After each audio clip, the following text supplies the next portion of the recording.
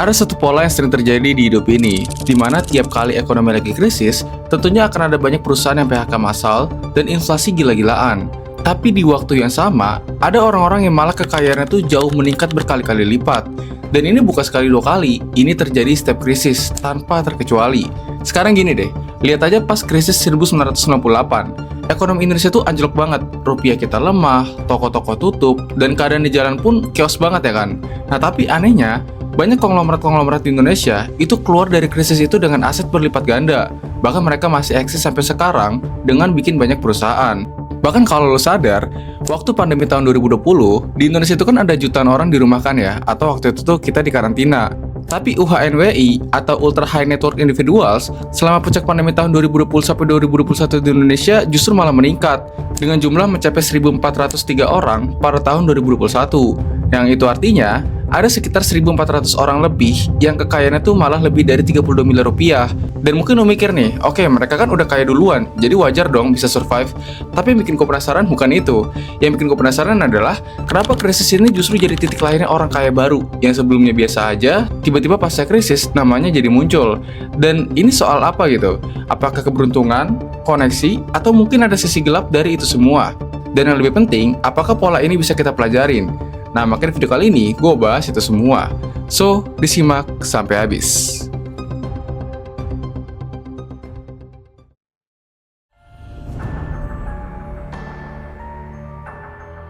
Mungkin banyak yang ngira kalau krisis ini tuh penghancur kekayaan ya, dimana kita bisa lihat juga nih, banyak orang kaya yang justru malah tambah miskin gara-gara ada krisis. Tapi hal yang perlu lo ingat, krisis ini tuh sebenarnya bukan penghancur kekayaan, tapi cuma jadi pemindah kekayaan. Ini konsep yang paling penting dan paling sering disalahpahamin banyak orang nih. Contohnya gini deh, pas lagi krisis, lu bisa lihat pasar saham tuh pada diskon ya kan? Bahkan bisa turun sampai 50% lebih. Dan kenapa hal ini bisa terjadi? Itu karena pas krisis, orang tuh pasti butuh cash yang cepat. Artinya, sebenarnya bukan mau jual, tapi karena terpaksa dijual. Nah, karena terpaksa dijual, aset bagus pun ikut dijual. Ya lo kapan lagi kan bisa beli perusahaan bagus tapi harganya tuh diskon gila-gilaan.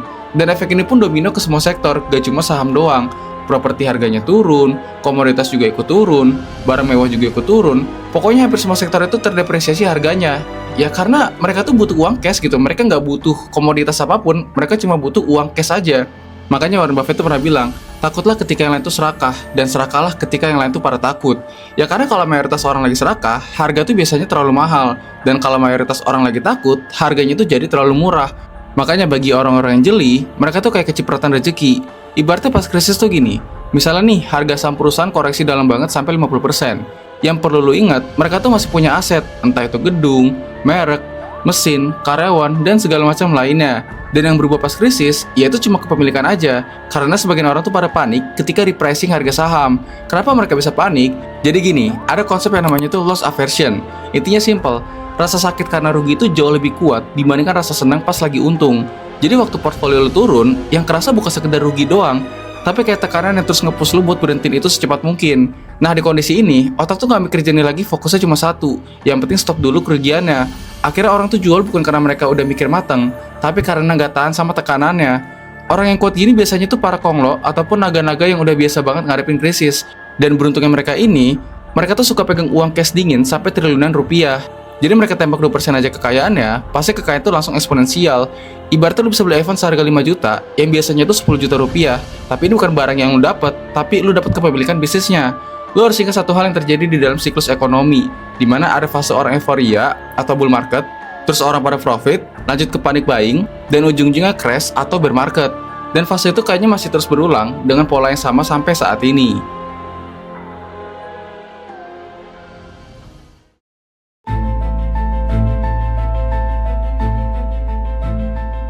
Nah sebenarnya ada beberapa tipe orang yang kaya dari krisis ini. Tipe pertama nih, yang udah antisipasi jauh sebelum krisis ini meledak. Mungkin lu udah pernah dengar ya, salah satu investor legend di Indonesia namanya itu Lo Keng Hong. Beliau ini jadi kaya karena momentum beli saham saat krisis. Karena pas waktu krisis finansial Asia 1998, dia justru masuk dan beli saham-saham yang under value. Salah satu yang paling sering dibahas itu adalah beli saham PT United Tractors, di mana sahamnya itu dibeli dengan harga 250 perak per lembarnya, terus di hold saham itu selama 6 tahun, dan Lo Keng Kong jual saham UNTR itu di kisaran Rp15.000 per lembarnya, yang itu artinya beliau untung hampir 6.000%. Gila banget ya kan?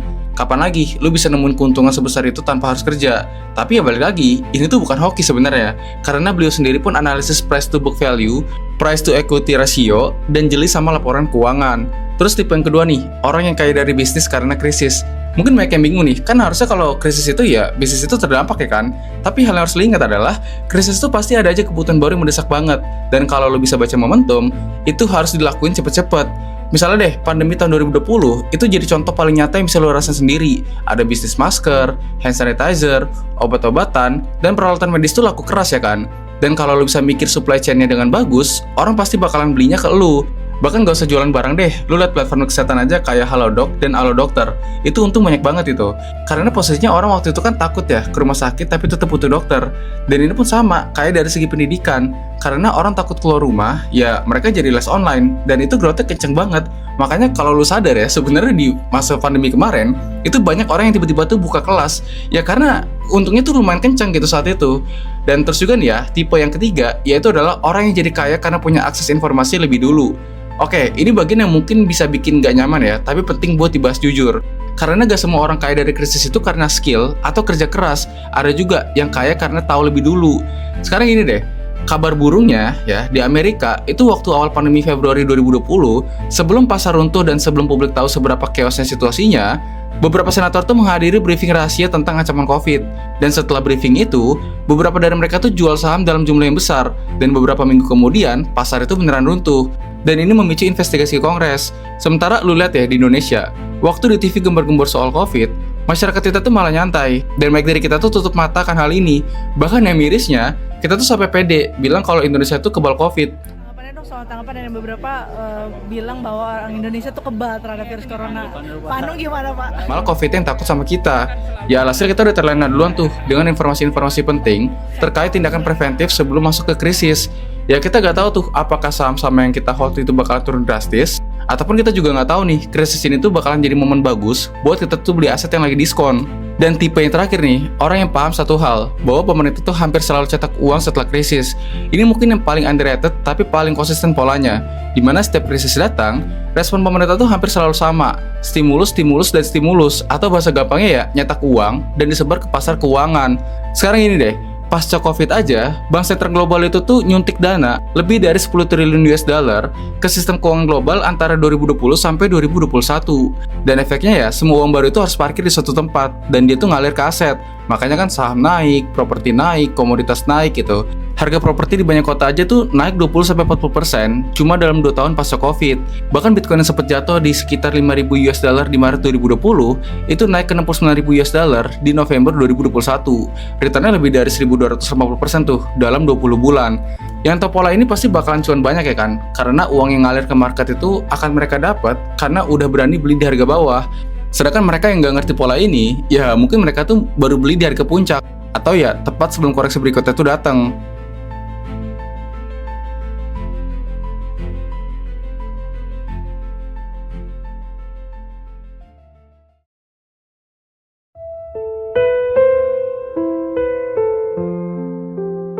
Jadi benang merah yang bisa gue tarik, kenapa krisis ini tuh selalu melahirkan orang kaya baru? Jawabannya bukan karena satu hal. Pertama, krisis ini tuh gak menghancurkan kekayaan. Dia cuma mindahin kekayaan dari tangan yang panik ke tangan orang yang bisa baca situasi.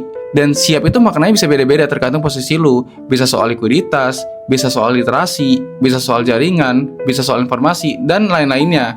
Dan yang harus kita akuin, sebagian dari itu memang lebih mudah diakses sama mereka yang kekayaan tuh udah di atas. Karena ya memang ketika ada bailout dari pemerintah, info-info ini lebih gampang buat mereka yang punya aset banyak. Dan ini bukan soal teori konspirasi, semuanya itu ada terdokumentasi. Makanya setiap krisis itu pasti ada gap antara atas dan bawah semakin lebar, bukan semakin sempit. Tapi ada juga bagian yang bisa dipelajarin dan juga bukan eksklusif milik orang kaya. Kayak paham dengan siklus, selalu sedia uang dingin, dan gak ikut panik ketika orang lain tuh pada panik. Karena ketika lu panik, lu jadi gak bisa lihat peluang secara objektif, dan lu gak bakal tahu kalau di depan mata lu tuh ada kesempatan yang mungkin itu bisa ngubah kondisi hidup lu selamanya. Asalkan ya lu gak serakah dan investasi dengan hati-hati, pasti akan ada kesempatan yang bisa lo ambil ketika mungkin akan terjadi krisis di hari kedepannya. Gimana nih pendapat lo soal krisis ini? Coba tulis di kolom komen. Well, sekian dulu pembahasan kali ini, semoga bermanfaat dan sampai jumpa di segmen selanjutnya.